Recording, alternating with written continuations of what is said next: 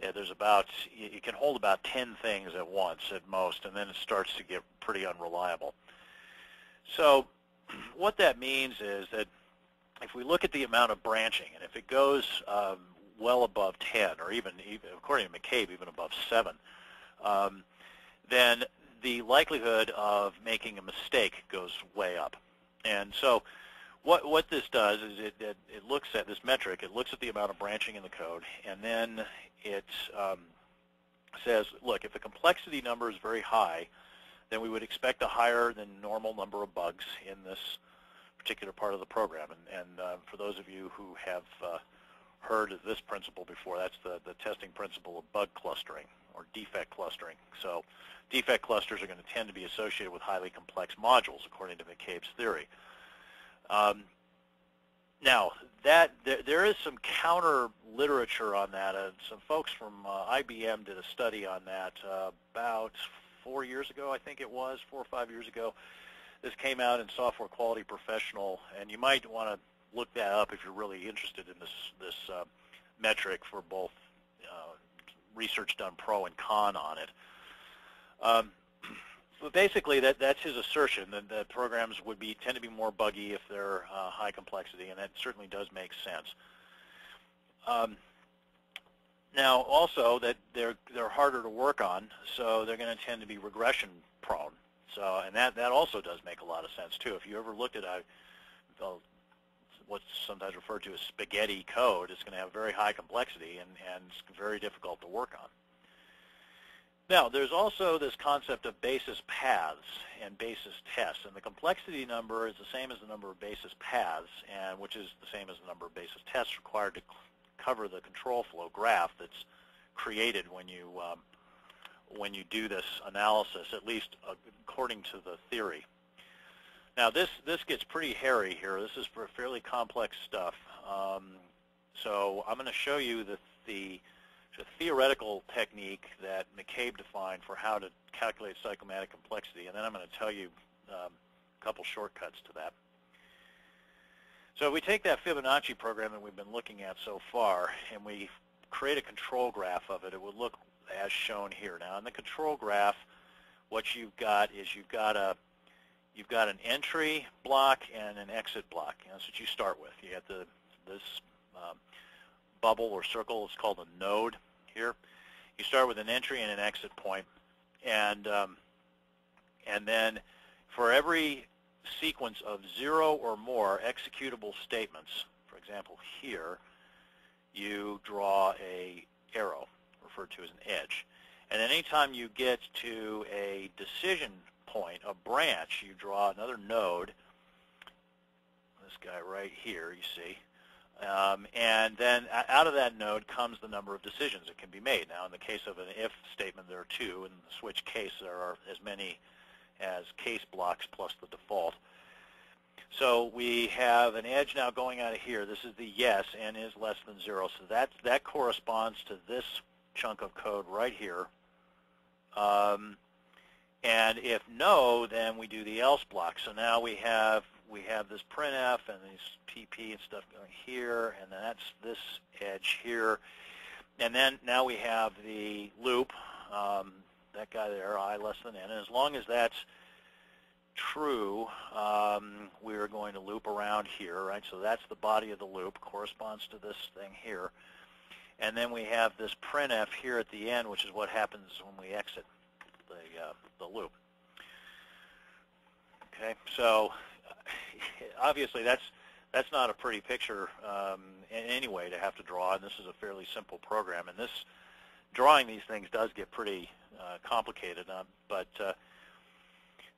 hang in there with me on this for a moment, and we'll get away from the graph eventually, and I'll tell you a more realistic way of doing this.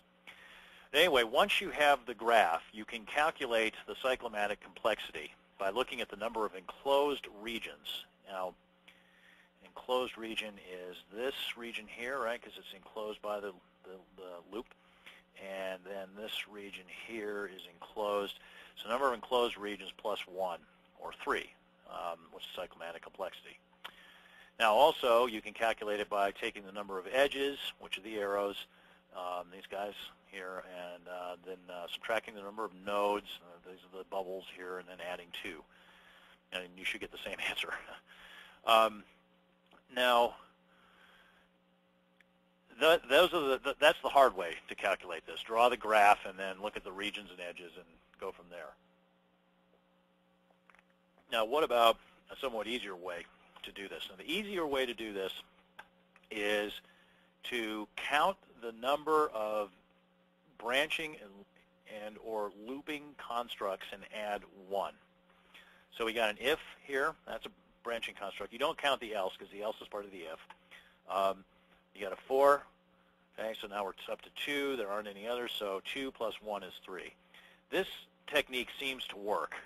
This counting the branching and looping constructs and adding 1 seems to always work. So I would suggest that quick and dirty estimate of cyclomatic complexity, you go that way and skip drawing the graph, because obviously drawing the graph is going to get really painful as the program gets more complicated.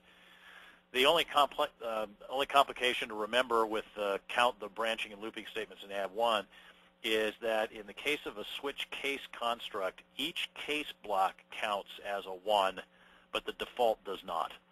So just remember that, and then think about that for a moment, and you'll see why. Okay, let me get back to normal drawing here. Okay, now, yeah, moving on to basis paths. Let's look at the basis paths and basis tests concept that McCabe defined, because this actually does have some utility to you. So to define the basis paths, basically what you do is you pick a path through the flow chart. So we could say we've got 1, 2, and 4 is a path, okay? And then I'm going to pick a path that's going to add one more node, 1, 2, 3, and 4. And then I'm going to pick a path that's going to add another uncovered node if there is one, or if not, then another uncovered edge. So I'm going to go 1, 2, 3, 3, 4. Basically, you're adding the minimum possible number of new edges or nodes in each of the subsequent paths, and those are what McCabe referred to as the basis paths. Now, then what you would do, having defined the basis paths, you would then select data more or less arbitrarily that would cause the control flow to move along those paths. So a set of basis tests would be n equal 1, and n equal minus 1, n equals 0, and n equal 1. Now, what possible good is this to you? Well, basically, the number of tests required to get basis path coverage is about the same most of the time. I can't think of any exceptions, but it can be used as a general approximation of the number of different tests that you would need to achieve decision coverage. So if you're talking to a programmer, or you're looking at a programmer's unit tests, or if you're a programmer and you're doing unit testing and you want to just quickly check, have I gotten decision coverage, without necessarily using some sort of tool to figure that out, just look at the number of tests that you've got, as in this case, and look and quickly calculate the cyclomatic complexity using the rule of thumb that I gave you earlier, and then you're good to go.